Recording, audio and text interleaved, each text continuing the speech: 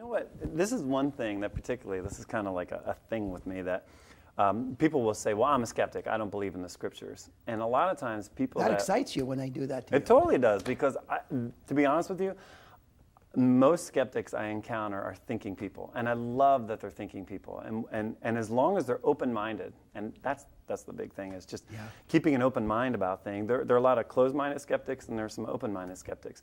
But I find that most people designating themselves as skeptics, they actually turn into, most of them are just doubters. And doubters and believers are basically the same type of thing, just with different belief systems. And they've kind of locked in on that and said, this is why I believe what I believe. But a true skeptic-minded and always questions. And so that's what my book is really looking to find an audience with, are people that are true skeptics. Because what I try to pose with people that doubt, I say, look, okay, so you don't believe in the scriptures, you don't believe in Jesus, you don't believe in God or anything like that. No, I don't. Okay, well then you're really not a skeptic. In fact, a true skeptic would have that doubt, but then they would doubt that doubt. Do you get what I'm saying? Like, for example, in the same way that a believer, a person will say to a believer, will say, look, you have erected this belief system. You've come up with these set of criterion for how you look at the world.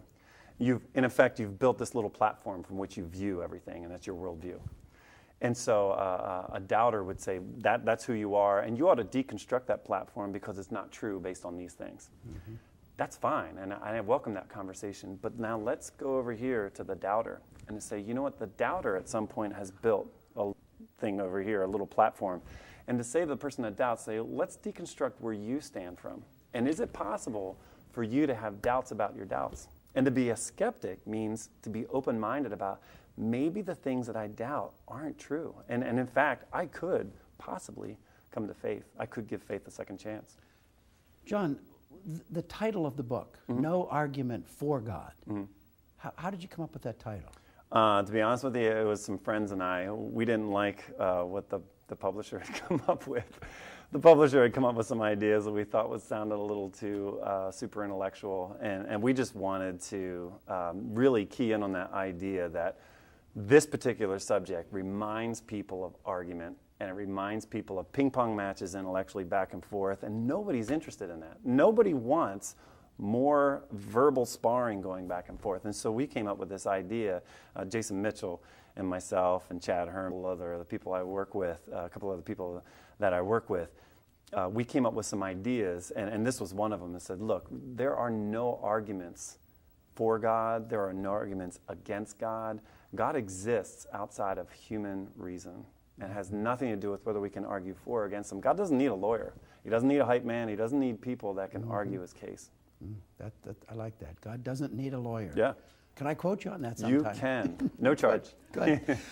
John, obviously the whole basic idea of apologetics, or giving a defense of the faith, is something of interest to you, but you have a different twist on that. I like what you were saying about the doubter compared to just the apologetic approach. Right. Talk a little bit more about that. Yeah, in a sense, when you hear the word apologetic, people get a little scared because it sounds like a $50 word for something academic. And in a sense, what I like to do with apologetics, I say, I'm not an apologist. I'm somebody who likes to clear away obstacles to faith. And one of the biggest obstacles to faith is this whole idea of either you've got to have a reason for the way you believe, or you've got to support the way you believe or don't believe. And man, if I haven't read this person, or if I haven't listened to that person, if I don't know these ideas, and that just takes the simplicity out of it. Jesus said, just like a little child, you know. And so my thing about children and young people is that they are naturally curious. They're naturally, I don't, does that work? Really? Let's see if this works this way. You know, I mean, you've had kids, you have grandkids, right? Don't you have like 15 of them or something? 8. Okay. Yeah. So you got a lot of grandkids running around. And you know they're always inquisitive. They always want to know the reason behind something, or they push buttons and they break furniture and do all that kind of stuff, right? So in the same way with apologetics, or just clearing the way for faith, I want people to be skeptics, even believers, to have skeptical thoughts about their own faith. And to say, you know what, it's just, I've come to this realization of like, this is what's true. I'm a believer. I believe these things about Jesus. You can't touch them. No, we should always be questioning and saying, well, is that true? We should always be going back to Scripture. We should always be talking to God about these things. And because the truth will set you free. Set you free. And you know what happens when you don't let the truth set you free? That you get locked up in this little corner, and you become stale and crusty and really not a very nice person. John, let's make it even a little bit more personal here. Were you ever a skeptic yourself? Yeah. I mean, in the most general sense of a skeptic, of somebody who just asks a lot of questions. I've always believed in God. I've always had some idea of what God was. Now, I grew up Episcopalian. You can't hold that against me, but I'm just kidding. I was an altar boy. I had no clue what I was doing with being an acolyte, with the bread. And I actually dropped the communion wafers one time. I was really bad at it. But I was always the kid in the back of the van, what is he saying? And really just wanting to know, what is the point of all this? Some of my friends and my brother and people, they would just kind of hang downstairs in what they called the undercroft, which was really the basement. But I would sit there in the back of the church, and I would look at this guy talking to me, and I would think, I have no clue what he's saying. And so probably around 12 years old, my sister, Sue, she had this book called Power for Living. And they put that out? I think it was available on TV. Yeah, it was totally free. There's this guy walking on the beach. He's like, what's the meaning of life? And I'm sitting there going, yeah, good question. So if you ask if I was a skeptic, maybe that's my early skepticism. Like, yeah, what is the purpose to all of this? And not really understanding it, and trying to read the Bible and not making sense of it, and trying to listen to priests and not making sense of them. And so I get this book. I go to my sister's apartment one weekend. I sit down and I read it. And what it said so simply was, I've got sin in my life that keeps me from knowing God. And I knew that. I mean, it's not any surprise that we've all blown it. We've all messed up. And that part was kind of recap. Okay, I got that. And then they mentioned this thing about Jesus, and how Jesus somehow, and I still don't totally get this, but somehow Jesus is almost like a sin magnet, that he draws all my sin upon himself. And then when he died on that cross, my sin was gone. And of course he rose again, which gives me new life. And so there needed to be a point where I say, Jesus, I give you my sin, and I receive this forgiveness of sin as a gift from you. And that's going to change the way I live my life. Mm-hmm. And to be honest with you, at that point, and I say this in the book, I kind of talk about this in the book, at that point, it scared me, because I thought of Jesus living through me. I was a little nervous being 12 years old. Does that mean if Jesus likes Cheerios and I like Cocoa Puffs, am I going to be like a robot? Seriously, I had no clue how all this worked. But I remember feeling like I was on a high dive at that point and saying, if this is it, I've got it. And so I just prayed. I said, Jesus, I receive you as my Savior, as my Lord. And I had no idea what that meant. And to be honest with you, I thought that's what Jesus freaks do. I thought that's what weirdos do. And that kind of made me nervous. But from that day John, onward, this was age 12. Yeah. Not 22. Yeah, and then I went home and told my parents, and my parents were really freaked out. They were like, they thought I joined a cult or something. They didn't understand this whole thing. And of course, being 12 years old and having the candor of a 12-year-old, I told them if they don't do the same, they're going to hell, and that wasn't real popular with them either. Wasn't a real They weren't good real approach. excited about that, yeah. So I've learned since then to have a little bit more tact with, But this whole idea of questioning with genuine curiosity and a real desire to know truth. Yeah. This started real early in your life. Right. I remember years ago you sharing your testimony when you were pastoring with us. Sure. But John, how can we reach people? Let's say skeptics are watching this program now today. What would be some of the advice that you would? First of all, I'm sure you'd want them to get a copy of your book. Right. Let's talk they make about very that. Good Christmas how gifts, can by the way? Do they? They do. Yeah. Good.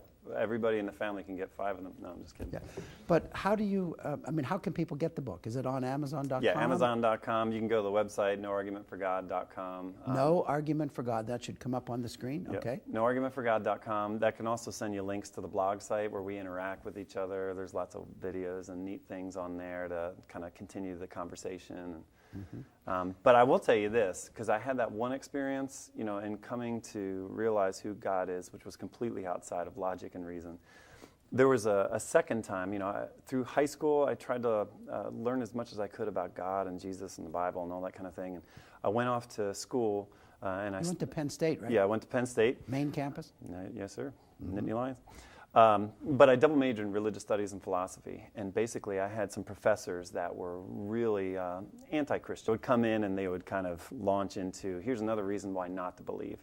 And being 19, 20 years old, and these guys, they know Dutch and Greek and German, and like they're writing different languages with different hands. It was intimidating, you know. And so I remember there was a point in which I said, I came back to my room at night, and I described this in the book. I came back to my room, I turned off the lights, I locked the door, and I said, God, I've got to make a choice here. There's got to be something that gives. And I almost imagined I was at a Y in the road, and off to the left would mean that I get rid of my intellect and I embrace my faith. And off to the right would mean that I embrace my intellect and I ditch my faith. And either of those two options were not real palatable at that point in time.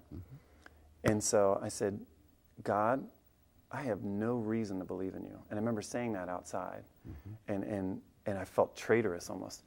And it was at that moment I felt like I was on that high dive again. I've got to make a decision here. And it was almost like God put me in this room, turned out the lights, and said, I want your belief no matter what, regardless of what your intellect tells you. And it was at that moment I said, God, I choose to believe in you even if I don't have a reason to. And it was at that moment I felt God almost like a warm hand on my shoulder. I said, there. Now we can start. And an image in my mind was like, you know, the lights came on, God said, good. I want your decision. I don't want your intellect. I don't want all your reasons. I don't want your human-centered logic. I want you to choose regardless of that. And so my encouragement would be for somebody who's struggling with intellectual arguments or debate-centered ideas that argue for or against the logic of faith. It comes down to a point where you say, I choose to believe in you, God, and regardless. it is a choice. It is a choice. Yeah, but it doesn't mean there's not a room for intellect. And that was, exactly. I feel like God's message to me was like, now we can put all that stuff on top of that. I don't think there's no place for reason. I think there's a place for reason. Exactly. But we've got to realize that reason is very human-centered. Very good. John Wilkinson, thank you so much. Yeah, it was it's great good being to here. have Dr. Thanks, Larry. John.